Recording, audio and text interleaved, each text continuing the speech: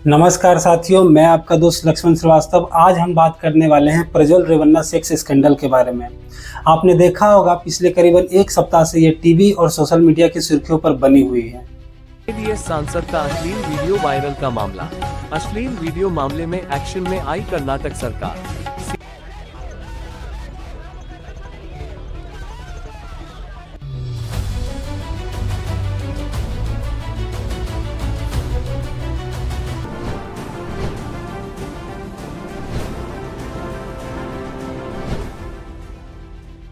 दोस्तों, आज हम ऐसी घटना पर बात करने वाले हैं जो पूरे भारत को शर्मसार तो करती ही है, साथ ही में राजनीतिक में भी उबाल लाई हुई है।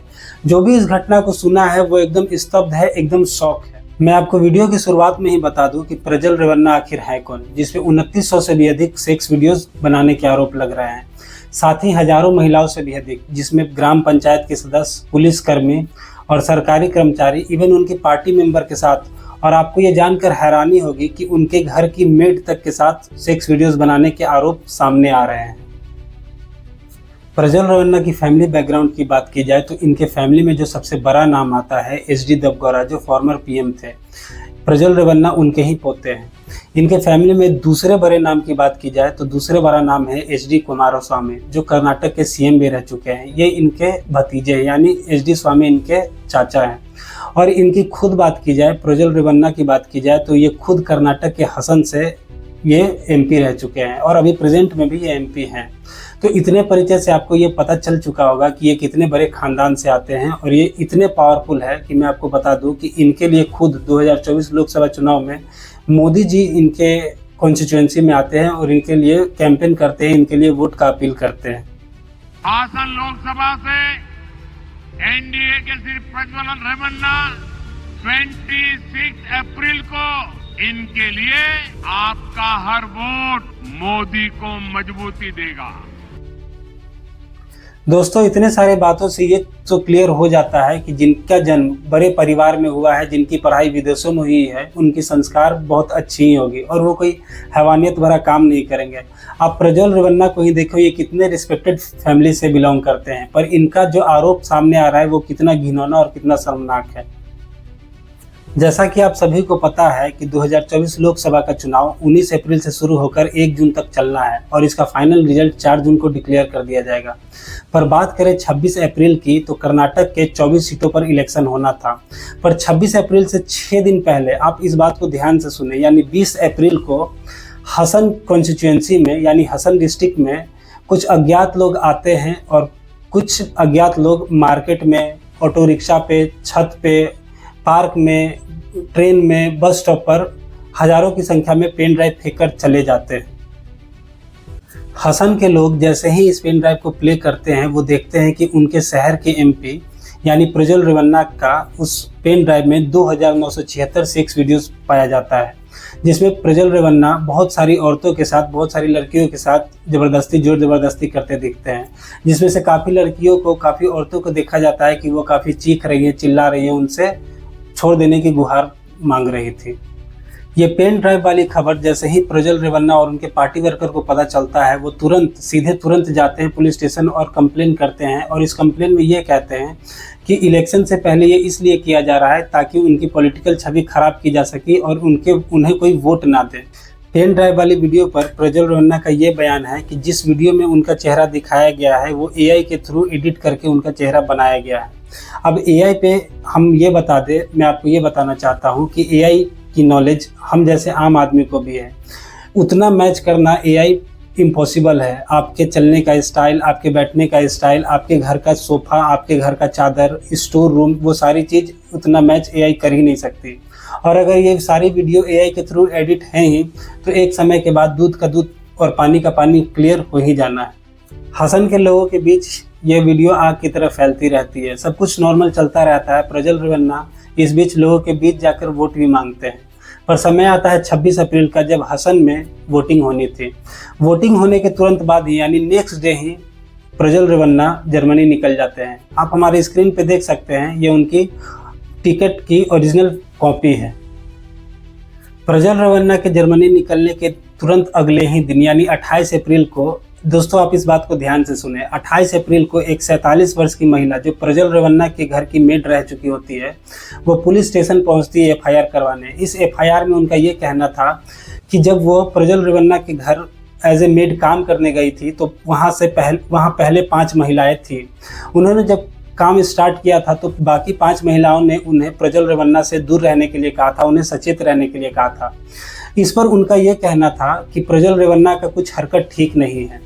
इसके बाद वो ऐसा होता है कि 2-3 महीने तक तो वहाँ सब ठीक चलता है, पर एक रात प्रज्वल रेवन्ना उसे रूम में बुलाते हैं और उनके साथ छेड़छाड़ और जबरन जबरदस्ती करते हैं और उनका वीडियो भी बनाते हैं। जब इस महिला ने इस घटना के बारे में उसके पिता यानी SD रेवन्ना को बताया तो इसके पिता ने भी इस महिला के साथ जोर जबरदस्ती की और छेड़खानी की। इस कारण से उस महिला ने बाप और बेटे दोनों पर FIR की है और FIR में उन्होंने ये भी बताया है कि एक दिन उसकी बेटी उसके घर काम से गई थी तो उसका नंबर लेके उसे वीडियो कॉल करके मतलब गलत सलत हरकत किया जाता था वीडियो कॉल पर भी। इस कारण से उस महिला ने बाप और बेटे दोनों पर ही FIR कर दी है और उसी दिन वहाँ पर उस महिला ने काम भी छोड़ दिया था।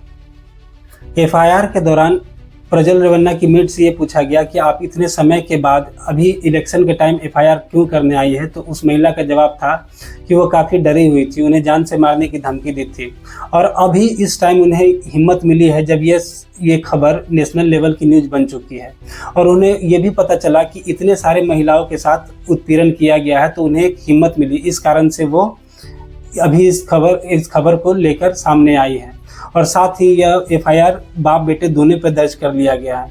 इंडियन पिनल कोड के अनुसार 354A, 354D, 506, 509 के तहत बाप बेटे दोनों पर ही FIR कर ली गई है।